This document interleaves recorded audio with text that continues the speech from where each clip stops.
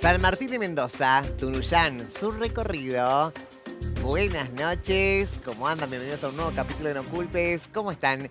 Nosotros acá, más firmes que nunca, ¿no? Una fecha, bueno, lo dije en el anticipo, ya son pasadas las 12 de la noche, pero seguimos conmemorando, ¿no? El fallecimiento de José de San Martín, nuestro general, nuestro héroe, héroe de la patria, ¿no? Nombrado por muchos historiadores. Bueno, y hoy vamos a hablar específicamente de su visita, de un lugar, no de su visita, bueno, sí, de su visita en una casa particular, en Tunuyán, en Mendoza. Estuvimos allí y, bueno, mucho tiene que ver, ¿no? Con su paso por los Andes, por la cordillera de los Andes. Nuestro WhatsApp para que te comuniques, 261-300-1600, y a través de nuestra zona digital, @replay contenidos. ¿Estás listo? ¿Estás lista? ¿Estás lista para este recorrido? Vamos juntos. Ya voy a saludar a Rodrigo Quiroga. Él es historiador. ¿Cómo estás, Rodri? Buenas tardes, ¿cómo estás? Buenas noches ya. Buenas noches, ya claro, buenas noches. Rodri, como dijimos, uno dice San Martín y uno inevitablemente dice Mendoza. Dice héroe de la patria. Mucho hizo por nuestra Argentina y por nuestro Mendoza. Sí, bastante. Sobre todo, no solamente hace mucho con respecto a la gesta sanmartiniana, la idea de la formación del ejército de los Andes, sino también la idea de modificar la vida de Cuyo de esa época, es decir, de 1814 hasta 1816, que está él acá, hasta el 17 en realidad. Y muchos se preguntan, ¿no? Este 17, ¿no? El 17 de agosto, ¿no? Conmemorar su fallecimiento. Una fecha importante. Sí, a ver, muchos van a criticar la idea de que por qué no se festeja el nacimiento y no el fallecimiento. Pero también se ve el lado desde la idea masónica, es decir, los masones lo que festejaban era el fin de una vida, conmemorando una vida y una gesta. Entonces es a través del fallecimiento y sus ideas que se conmemora todo lo que hizo por la patria. No solamente por la patria argentina, sino también por toda Sudamérica, en realidad. Perfecto. Y vamos allí, ¿no? Fuimos a Valleduco, fuimos a Tunuyán específicamente, donde realizamos un informe especial y hablamos puntualmente de una casa, ¿no? De una casa, de un árbol. Y si vos estás en casa, ¿no? Y querés saber mucho más acerca de su visita, de su paso del general José de San Martín, bueno, disfruta esta primera parte del informe especial, mirá.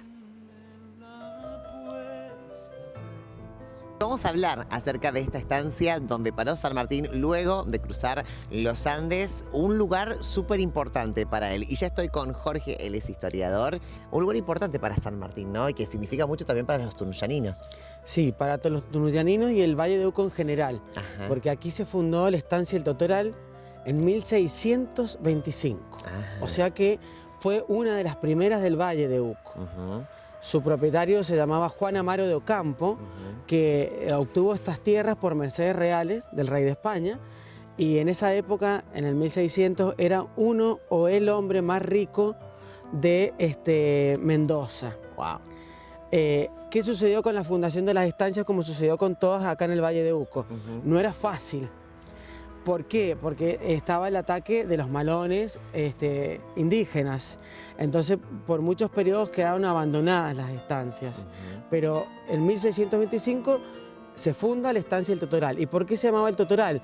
Quedan algunas partes todavía con esa imagen de lo que puede haber sido en esa época, porque había mucha totora. Simplemente por eso, porque hay mucha agua en la zona, habían muchas ciénegas, donde justamente es el lugar de las totoras, por eso se llama El Totoral, y es un nombre que en buena hora perduró a través del tiempo, porque después ha tenido varios dueños la estancia, pero siempre se llamó Estancia El Totoral.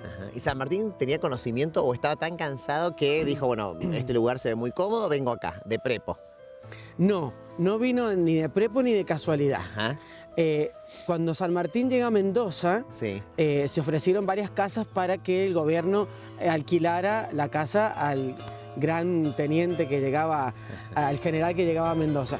La casa que obtuvo, digamos, el visto bueno de parte del Cabildo de Mendoza fue la de la familia Álvarez, que es donde hoy funciona el Museo Sanmartiniano.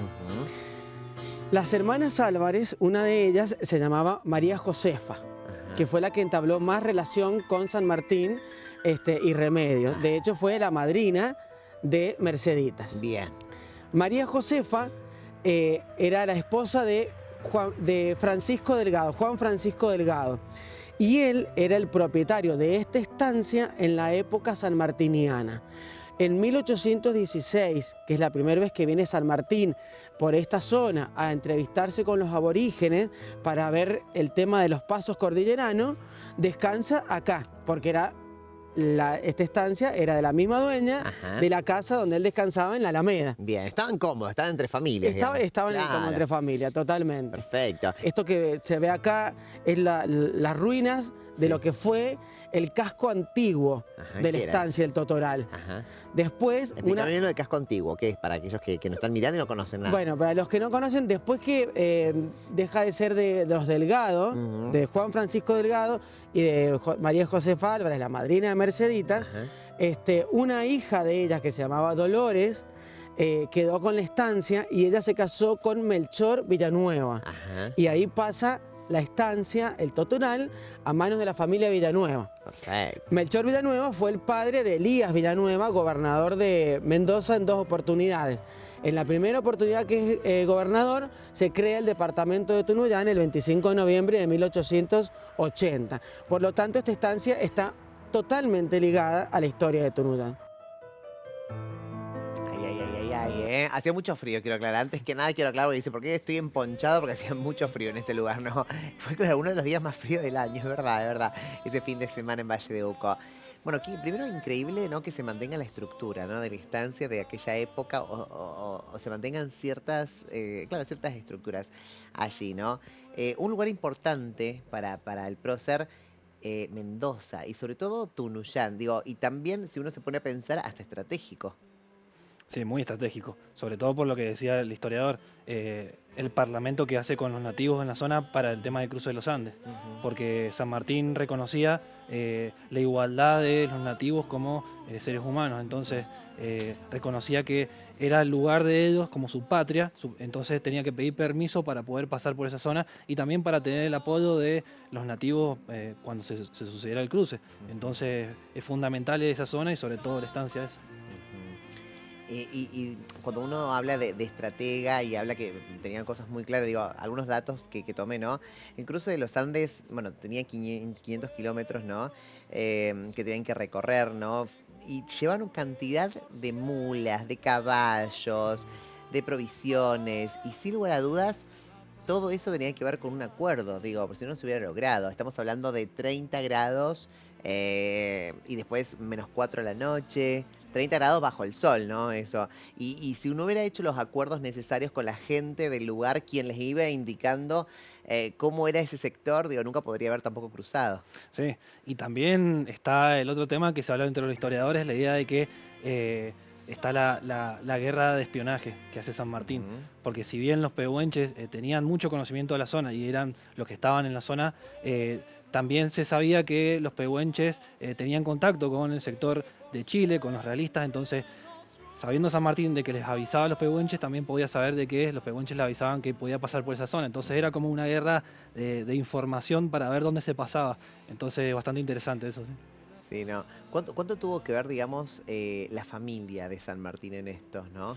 Muchísimo, muchísimo porque San Martín, si bien va a llegar solo acá a Mendoza al principio, en septiembre de 1814, luego Remedios va a acompañarlo a fines de 1814 y va a ser una persona fundamental sobre todo para el apoyo y la búsqueda de apoyo de las mendocinas, de las patricias mendocinas. Es decir, sobre todo que van a ser una base fundamental para apoyar todas las necesidades del Ejército de los Andes.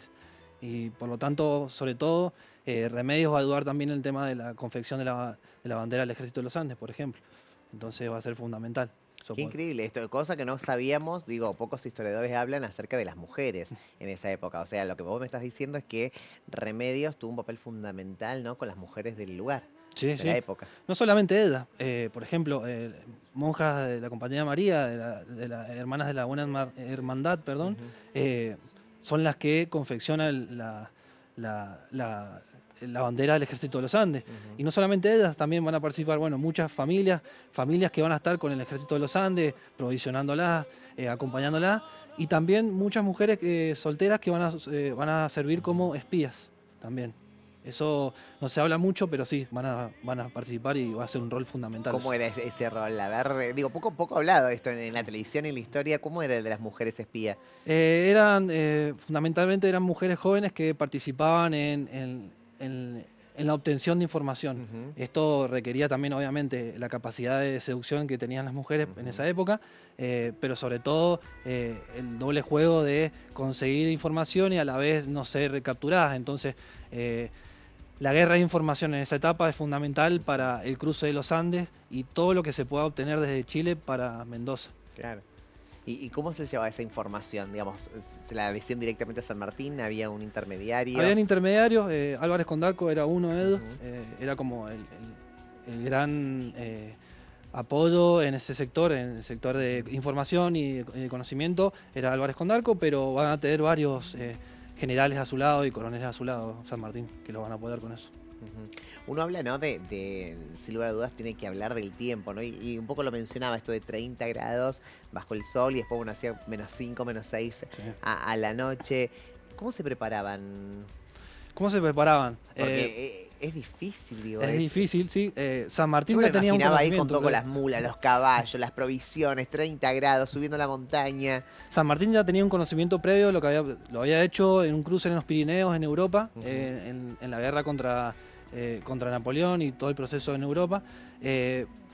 Pero cuando llega acá también toma conocimiento de los nativos y cómo es la situación en la montaña. ¿Y cómo se van a preparar? Bueno, primero van a llevar muchas mulas, porque las mulas son mucho mejor adaptadas a la zona para transportar cargas, sobre todo que los caballos. Si bien van a llevar caballos, pero van a llevar 1.600 caballos en comparación a 10.000 mulas, por ejemplo. 10.000 mulas, sí.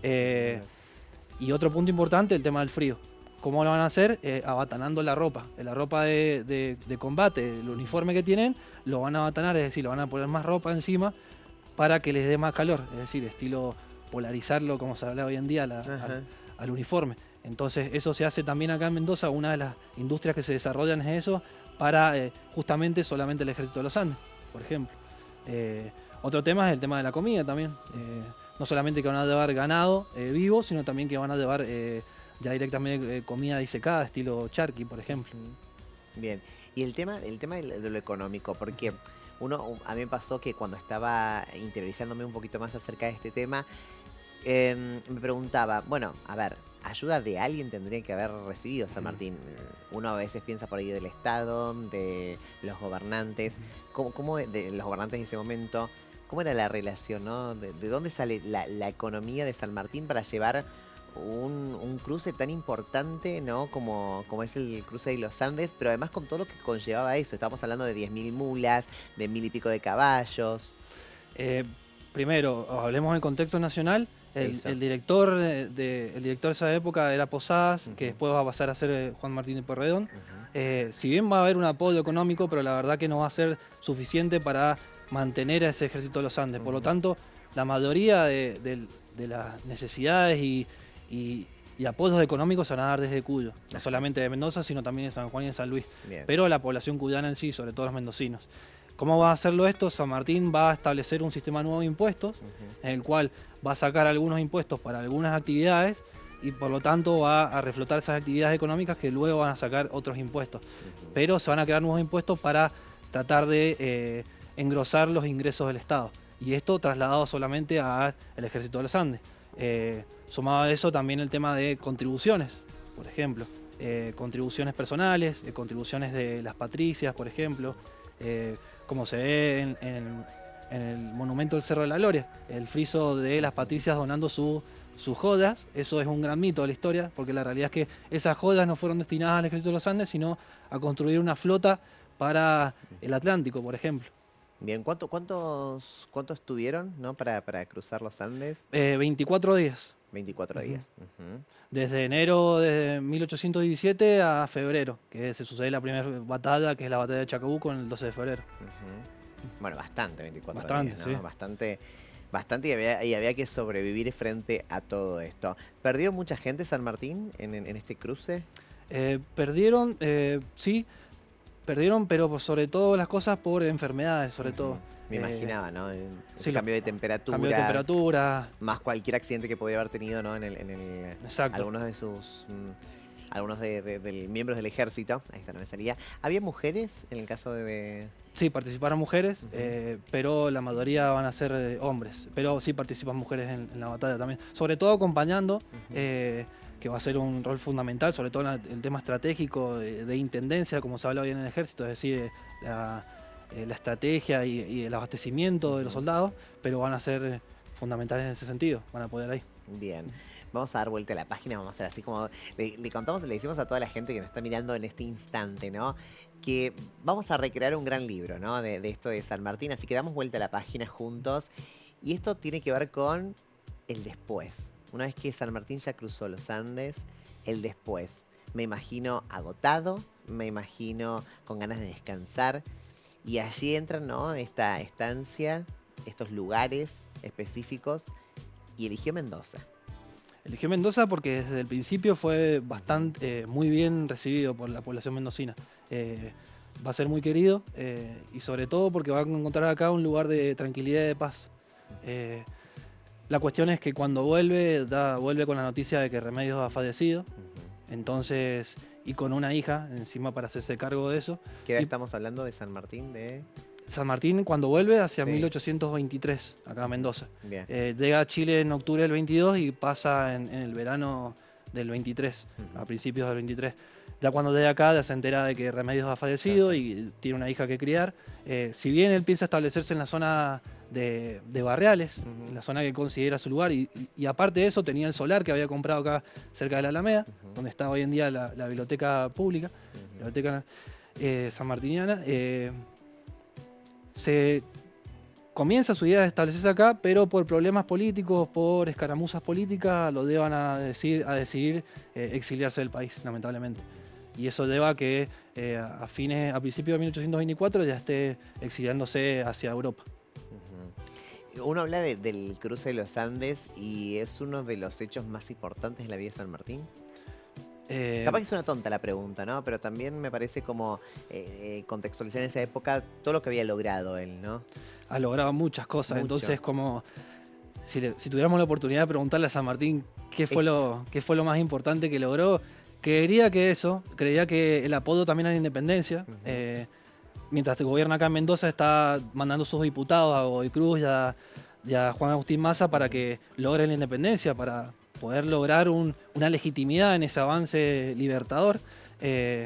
Pero la verdad que ha logrado muchas cosas. La independencia en Perú también, también la defensa de la independencia de los países americanos en Europa después. Es decir, pero se lo recuerda así por eso, por esa gesta, porque estratégicamente hablando y militarmente hablando también es muy importante. Esto de recordarlo en esta fecha, ¿se merecía un final como el que tuvo? Para muchos historiadores, un final triste, amargado. Para otros, un final justo. Digo, uno a veces cuando habla de próceres dice, bueno, tendrían que haber terminado con toda la gloria, riquezas, por todo lo que habían logrado, un reconocimiento. Y también es cierto que han terminado casi todos en el olvido, con enfermedades duras. ¿Se merecía un final así, San Martín? Vos como historiador, ¿no? La verdad que no. Como todos los grandes patriotas, la verdad, murieron en exilio, olvidados o en la pobreza. San Martín tuvo un caso particular que tuvo muchos años de vida, murió a los 72 años, una esperanza de vida bastante grande en esa época, en esos años. Pero sí, lamentablemente, cuando él se ofrece nuevamente a apoyar a la Argentina, por ejemplo, en la guerra contra el Brasil, no va a ser considerado. Cuando vuelve acá para volver a tocar las costas argentinas, el piso suelo argentino, se encuentra con un país que está totalmente dividido, peleado. Entonces, lamentablemente va a ser olvidado. Y no solamente durante su vida, sino después también con la historia, con los grandes historiadores y dirigentes políticos, que van a utilizar la figura de San Martín de acuerdo a los intereses de cada uno. ¿Cómo sería eso? Lo que va a pasar, por ejemplo, es que cuando... Que deforman la información. Sí, u omiten. Omiten. Es una forma también del olvido, es decir, tenemos la memoria de ciertas cosas y otras veces las olvidamos. Y con San Martín también va a pasar lo mismo. San Martín va a ser nuevamente recordado recién en la década de 1930. Si bien se hace una historia de San Martín, la historia oficial con Bartolomé Mitre, la realidad es que, por ejemplo, los granaderos a caballo, su gran baluarte, su gran creación, van a ser disueltos luego de cuando San Martín se retira del país, se exilia, van a ser disueltos por su gran enemigo político, que es Rivadavia, por ejemplo. Y esto no se van a restablecer nuevamente hasta el segundo gobierno de Julio Argentino Roca, es decir, hacia fines de 1800. Entonces, es una forma también de olvidar a personajes y que esto crea no solamente el olvido, sino también la discriminación. Es decir, personas que dieron todo y que al final se quedaron sin nada. Claro, ¿no? Eso es lo que uno piensa, ¿no? Y a veces por ahí los finales de estos próceres.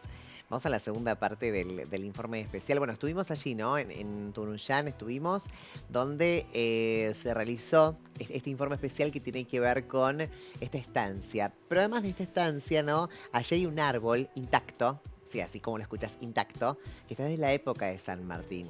Y estuvimos hablando con el historiador para que nos cuente un poquito más acerca de este árbol que lo vivió todo. Les quiero contar a la gente, ¿no? Elegimos un día muy frío para realizar el informe, por eso estamos todos como muy emponchados y estamos todos como ¡ah! ¡Qué frío! Pero sin lugar a dudas me parece un tiempo ideal para visitar Valle de Uco, porque eran tiempos también en los que se vivía así, con este frío, con esta intensidad, y donde San Martín estuvo aquí presente, y sobre todo este roble que es histórico. Es histórico, de lo que es la estancia del Totoral, donde estuvo San Martín, de la vegetación que hay. Esto es lo más antiguo que hay. Se están haciendo las tratativas para hacer investigaciones certeras de datación del roble, pero se cree que es lo único que había, que vive todavía de la época en que estuvo San Martín acá. Es muy probable que él, que vino en verano, por suerte para él, estuvo acá en el verano, en enero, en una oportunidad cuando vino a entrevistarse con los aborígenes para que le pasaran información sobre el paso cordillerano del Portillo, por donde pasó una de las 6 columnas sanmartinianas que estaba al mando del capitán Lemos. Y después, en 1823, cuando regresa de liberar América y que venía a buscar a su esposa y a su hija, vuelve por el paso del Portillo y descansa en esta estancia. Seguramente bajo este roble debe haber descansado. Y acá estuvo 3 días hasta que se recuperó y continuó viaje a la ciudad de Mendoza. Por eso es que es tan importante este árbol y esta estancia dentro de la historia sanmartiniana. La importancia esto de buscar, digamos, como en este caso el roble, cosas históricas, ¿no? Que estaba desde San Martín hasta ahora, y sobre todo la importancia histórica que tiene, ¿no? Porque uno dice, bueno, un roble. Bueno, pero qué importante y qué rol cumplió este roble, ¿no? Cuando San Martín llegó acá, que estaba también medio pachucho, medio enfermo, y se ha recuperado para seguir. Era muy importante este trayecto de Mendoza. Y sobre todo es importante para las futuras generaciones. Eso. Y los niños, los jóvenes, encontrar objetos que nos liguen directamente con el pasado. Porque si no, San Martín, para las nuevas generaciones, es un héroe que está entre la ficción y la realidad. Total. Entonces, el encontrar objetos en el que seguramente San Martín tocó y descansó, acerca a ese prócer más a un ser humano de carne y hueso como lo somos nosotros. Perfecto, perfecto. Y además, esto bueno, también sufrió frío, también estuvo medio mal, ¿no? Y necesitaba la ayuda de muchas personas y también de muchos lugares, ¿no? Que también accedieron a servir. Y eso es importante. Y Mendoza fue clave en esa época. Vamos un poco a la gesta sanmartiniana, ¿no? Contame acerca de ello. Bueno, acá en esa época las estancias se dedicaban solamente a la cría de ganado. Y había un personaje fundamental en las estancias que era el arriero. De ellos también se valió San Martín a la hora de ver por dónde iba a pasar la columna sanmartiniana. Conocer los pasos, conocer la zona, el clima y todo este bagaje cultural y de leyendas y de mitos que tenían estos arrieros y la gente que vivía en la zona. San Martín fue una persona que se ocupó hasta el más mínimo detalle de conocer a cada uno de los cientos de personas que formaron parte de esta gran gesta libertadora. Él estaba a la cabeza, sus generales estuvieron a la cabeza de las columnas, pero detrás había cientos de personas y San Martín se ocupó de estudiar y de tratar y hasta de querer a cada uno de los miembros que fueron parte de esta gesta sanmartiniana. Y la verdad es que cuando uno dice, estoy acá, ¿no? En un lugar donde estuvo San Martín, y uno tiene muchos sentimientos encontrados. Primero, qué bueno que todavía sigamos defendiendo estos lugares, ¿no? Y que todavía sigan siendo visibles para muchos mendocinos, para muchos argentinos que quieran recorrer también nuestra provincia, y lo histórico, sobre todo, ¿no? Y de cuidar nuestra propia historia. Exacto, y no olvidarnos, particularmente para el departamento de Tunuyán, el próximo año se cumple el bicentenario del paso de San Martín por Tunuyán. Eso. Con lo cual ya el municipio está preparando una agenda enorme de actividades para recordar esta fecha tan importante, pero sobre todo para que a través de esta agenda que se está preparando, las nuevas generaciones conozcan, entiendan y revaloren la historia. Que esto no se pierda, esto se tiene que continuar, pero esto no sucede por arte de magia. Claro, esto no sucede por arte de magia, esto es nuestra realidad, es nuestra historia, ¿no? Y mucho tiene que ver con recorrer. Desde ya queremos agradecer, ¿no?, al municipio de Tunuyán, un beso gigante, porque más allá de la atención, ¿no?, esto de la predisposición, ¿no?, de los horarios, de poder explicar y sobre todo de poder llevarnos a esos lugares que uno parece que nunca va a llegar. Vos decís, esto tiene que ver con nuestra historia y lo importante que es visibilizar y dar a conocer, ¿no?, estos lugares. Esto está en Tunuyán, ¿sí? Esto está en Tunuyán, acá nomás, cerquita, cerquita. Digo acá nomás a los que vivimos en ciudad, ¿no? Y tengo que preguntarte, para ir cerrando, San Martín como gobernador, los pros y los contras, ¿no?, que tuvo. San Martín como gobernador fue bastante innovador y sobre todo desarrolló políticas que hoy en día seguimos viendo en la sociedad como una costumbre. Por ejemplo, imagínate la idea de vos vas a la calle hoy en día y ves un vecino regando la vereda o la calle, y eso fue un decreto establecido por San Martín, en una época en la cual no había pavimento, sino era calles de tierra. Entonces, para la salubridad, San Martín establece, por ejemplo, que los vecinos tenían que regar y barrer las calles y las veredas los días sábados, por ejemplo. Otro tema va a ser el tema de la salud, acá fundamental.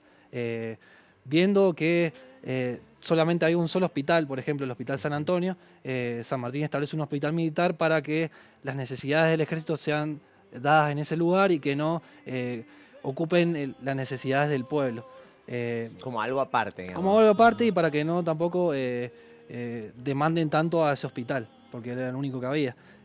Por ejemplo, otro lugar para recorrer acá de Mendoza, que está muy cerca, el Alameda, por ejemplo.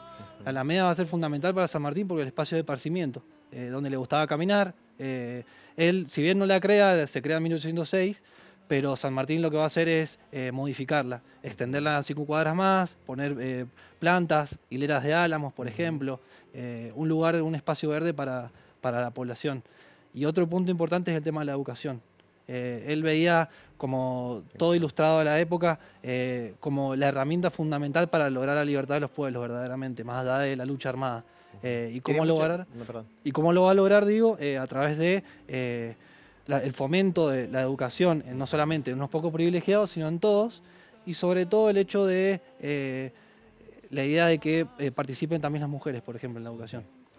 Ya había como en su mente algo de igualdad, ¿no? Sí. Con respecto, bueno, no hay que decir que no es el único de la época, Belgrano también lo tuvo. Claro. Bueno, lo hablamos en Qué Buena Tarde, pero bueno, digo, qué mente brillante, ¿no? Y unos avanzados a lo que iba a ser después el feminismo. Y cuando uno habla de feminismo, siempre digo, habla de igualdad entre hombres y mujeres, ¿no? Y ya había hombres en esa época, estamos hablando, donde decían, bueno, la mujer también hay que incorporarla. Y bueno, San Martín era uno de ellos también, Sí. unos avanzados. Todo muy color de rosa, me está diciendo Rodri, pero debe haber tenido enemigos San Martín, gente que no le caía bien su gestión, su accionar. O a todos le caía, o era... Y tuvo enemigos, sobre todo, por ejemplo, de la política nacional, sobre todo, que no veían... A ver, va a ser visto desde el momento que llega al territorio, hoy conocido como la Argentina, con una sospecha. Porque es una persona que va a estar toda su vida en España, va a estar 24 años dentro del ejército español, entonces como que siempre va a ser mirado como un doble agente, una persona que algo puede hacer. Entonces, si bien a lo largo de todo su trayecto va a demostrar que es una persona arraigada a esta tierra y sobre todo con ideas de libertad y emancipación, siempre va a tener enemigos, sobre todo por sus políticas, porque no va a responder a los intereses nacionales, sobre todo a las políticas de disputa que hay en la época. Recordemos, está comenzando el tema de la lucha entre los federales y los centralistas. Entonces, eso es lo que nunca le van a perdonar a San Martín, por ejemplo. Cuando él está en plena campaña libertadora, lo llaman para que venga con su ejército de los Andes a combatir a patriotas, a combatir a compatriotas. Entonces, como él no accede a esas políticas de lucha interna, de lucha intestina, como se habla, va a ser bastante odiado por eso. Pero sí, es una persona que tiene, al ser tan recto en sus decisiones y en su moral, va a ser en una época en la cual hay juegos e intereses muy importantes, va a ser una persona que va a ser muy cuestionada. Persona muy cuestionada. Rodri, te quiero agradecer, ¿no? Por este pantallazo, ¿no? Acerca de San Martín, ¿no? Que para nosotros los mendocinos es muy importante, una figura a la que le debemos mucho y es lindo conocer siempre un poquito más. Hay que decir que cuando fuimos a Valle de Uco y nos contaron esta historia, queríamos conocer el lugar. Desde ya le agradecemos, vuelvo a repetir, a la Municipalidad de Tunuyán, a la gente de la estancia que la estaba cuidando. Le mandamos un beso gigante que nos abrió las puertas. Ellos la están cuidando.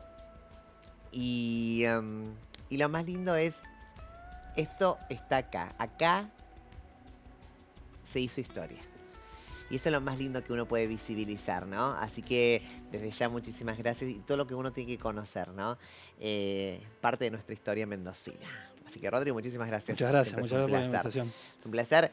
¿Te perdiste algún capítulo? ¿Querés volver a ver este programa? Muy fácil. Replay Contenidos, estamos en YouTube. Allí, claro, muy bien producción. Bueno, allí vas a ver todos nuestros programas, no solamente de No Culpe, sino también Que Buena Tarde, Replay Music, bueno, todo lo que tiene que ver con Replay Contenidos.